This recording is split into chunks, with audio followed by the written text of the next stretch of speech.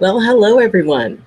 This is Dr. Eileen, and for those of you who are joining me on YouTube, welcome. And this is Medicine Walk with Dr. Eileen, and for those of you who are joining me on Blog Talk Radio, welcome. This is Healing House Radio with Dr. Eileen. Maybe I should just call them the same thing. It might be a little bit easier, but either way, welcome. And what we're going to be doing today is we're going to be talking about empathy. And empathy is interesting because in its most basic terms, it's the ability to feel the emotions of someone else as if they are your own emotions. Now, that second part is really important because it's as if it is your own emotion. And so we're going to be talking about kind of the gift and the burden that can be and how to manage it in a really good way. Now, one of the main ideas that often people have about empathy is that it is completely uncontrolled, that you cannot manage it, that you are pretty much stuck. And that can cause people to occasionally avoid in situations where there's going to be a lot of emotion because it really cuts deep. And when you're empathic, it really is more than just being sad for someone. You experience it as if it is your own. And growing up empathic, it was often very difficult because I really didn't have anybody to explain to me what that meant.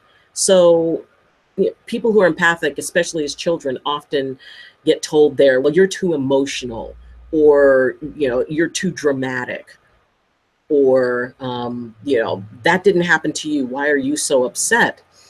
And quite honestly, we don't know.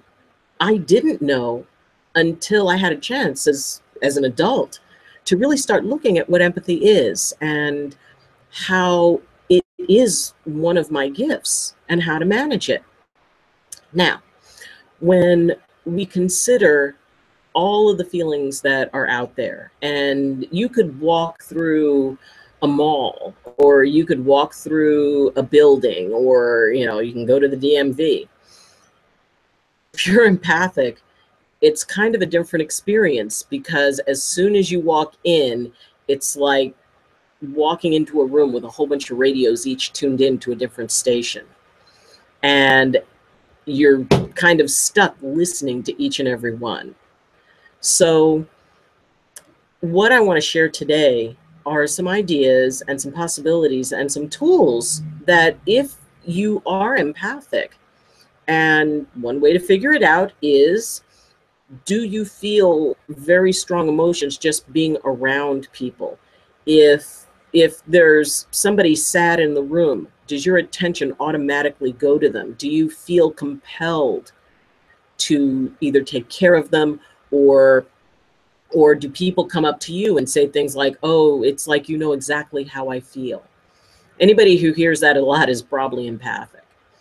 So in looking at this amazing ability that I incorporate every single day, I incorporate it in my practice, I incorporate it in the counseling work I do, I incorporate it in my teaching, I incorporate it in working with plants and stones and things like that. So the idea is that it is simply a tool that you have access to, and you have the ability to put it down if you need to. It is very cool to be able to connect on a very deep level with someone. And sometimes can come in very handy, because if somebody is going through something particularly difficult, and you're able to relate and understand why they're feeling what they're feeling, then you can be able to assist them with much more acceptance. It's not about just trying to tell them what they feel. You can feel what they feel. So it really is an amazing tool that you can use. Where it can turn on you is when you can't control the flow, when you when you get sort of washed over by it. If you see someone upset and you get so upset that not only can't you help them, but now you can't help yourself.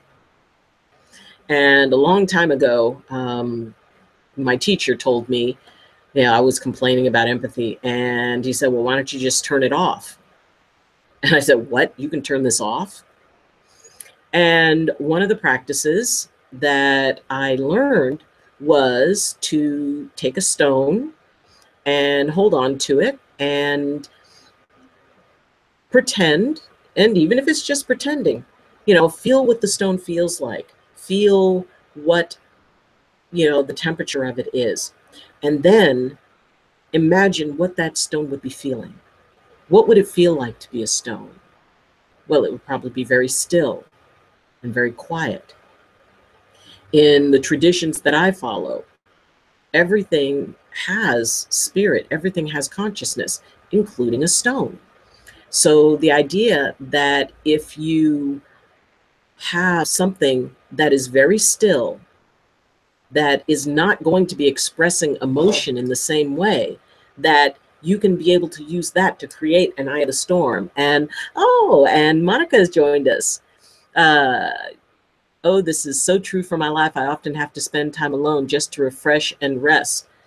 Absolutely. In fact, being able to enjoy alone time is one of the best things about being empathic, is that you can really appreciate when it gets quiet. So, and it's especially important for empaths to be able to set very clear boundaries. We need boundaries more than anyone needs boundaries. We need to be able to separate, because the thing is that people will instinctively know you're empathic. They may not know consciously, but their energy is going to know that you're someone who can resonate with them. And sometimes that just means that they're going to clamp onto you. And if you're not good at setting boundaries, if you don't realize that empathy is an option, it's very easy to get sucked into someone else's drama, and they walk away feeling unburdened, and you're carrying it around for the rest of the day. When I was doing, when I first started doing massage work and body work and things like that, I would come home with the pain equivalent to whatever if somebody came into me with knee pain, I had knee pain, shoulder pain. I could chart my entire day by where it hurt in my body. And once I learned that I don't always need to have empathy as something I use. And as I said, I use it very often when I'm working with someone and I'm trying to find that one little spot that's slightly off and where the muscles are tightest. I can feel that, but then I can also feel it. I can be able to say, it's like, okay, the energy and the consciousness of the emotion and what this person is feeling, where is it that they are most apprehensive about me going? And as I move my hand down their spine, if I'm heading to a place that's tender, it's going to elevate their apprehension. And I can pick up on that, be respectful of it, and go, okay, that's where I need to be. And they'll go, oh my God, you pointed right at the spot. So empathy can be an awesome tool to be able to use. It can also be very helpful, like I said, if you're working with someone who's going through something that they don't feel other people are going to understand. If you quiet yourself and allow that connection, you can be able to really feel what it is that they're feeling, even though they can't explain it. And being empathic and walking out in nature is a whole nother level of joy.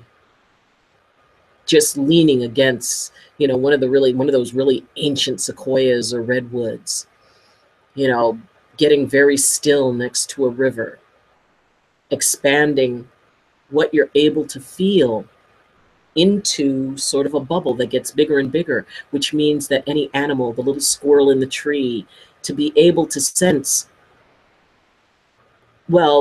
consciousness, but without story, because the animals and nature and stones and water, all of that is without story. They simply are. And connecting empathically to that is absolutely amazing. And I encourage everybody who, even if you feel you might be empathic, to be able to spend time in nature, spend time near the ocean, spend time, go out under a starry night and just look up at the universe alone. And that is a wonderful way to rejuvenate. Now, empathy, something that most people don't know, is not just about receiving, it's about transmitting.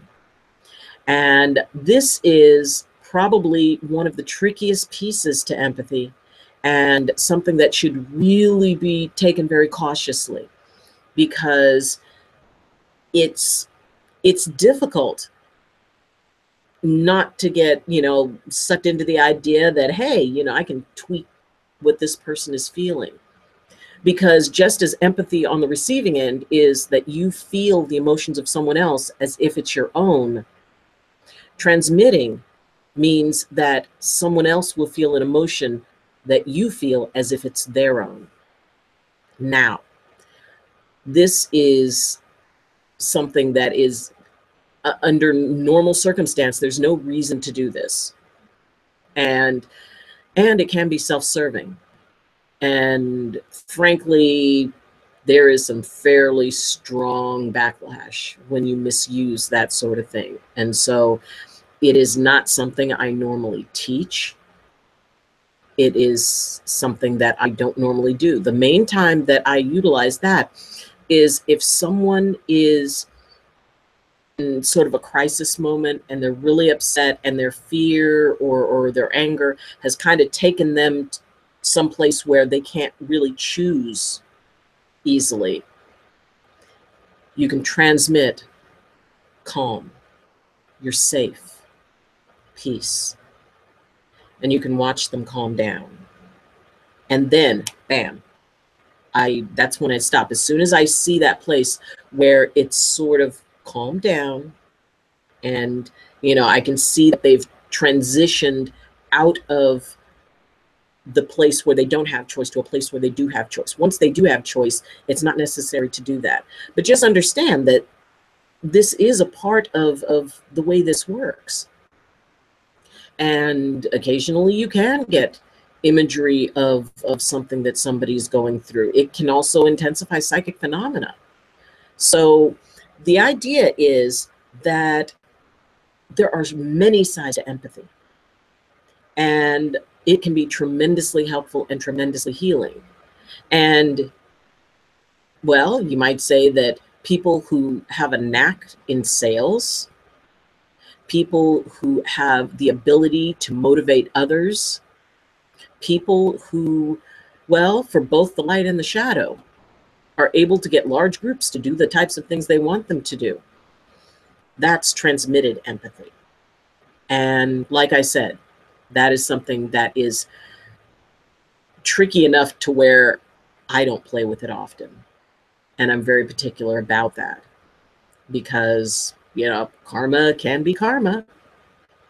So when you're considering what your level of empathy is, how you choose to use it, because you may not even need to use it in a given situation at all. If you're going into a situation that might trigger you emotionally, it's a good idea to just turn it off.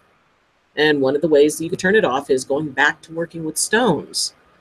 Imagine that stillness, connect to the stone stillness, and just relax yourself and go into that place of no story, everything's peaceful, everything's quiet, stillness.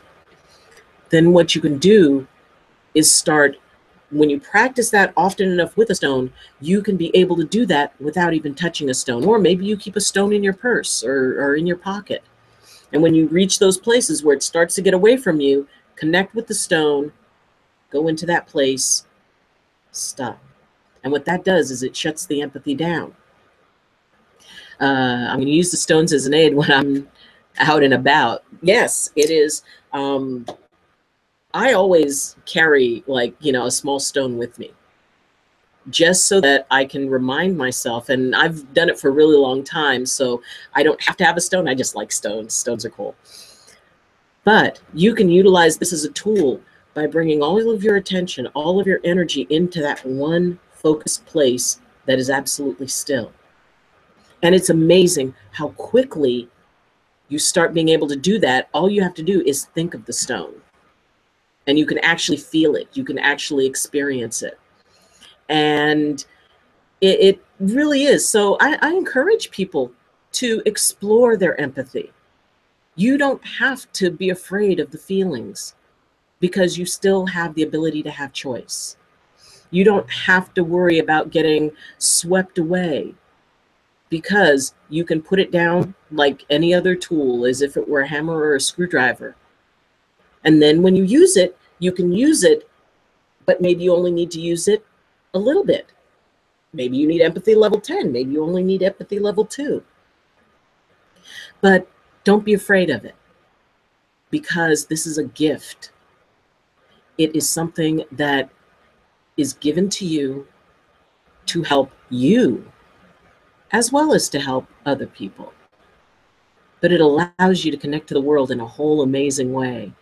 And please let me know how it goes. If you need help with your empathy, then you can contact me, and I can give you some extra pointers. And there'll be other programs where I'll be talking about this a little bit more. So have fun with it. And especially during the holiday season, keep a stone with you just in case, because you don't have to fight the feeling. You can actually find there's some very cool stuff as you look deeper into it. So thank you for joining me. And if you enjoyed this, if you feel it'll help, please share the episode. You can comment, and I do check the comments, so I'll respond. And subscribe, because it's always cool. If you want to help the channel grow, then you can support me on Patreon. You can go to patreon.com, and the link will be provided. And in the description, it also has the link. So I'll be back next week, and I hope everyone has a wonderful day and a wonderful week. And as always, I wish you balance, and I wish you blessings from my heart to yours. Love you. Bye-bye.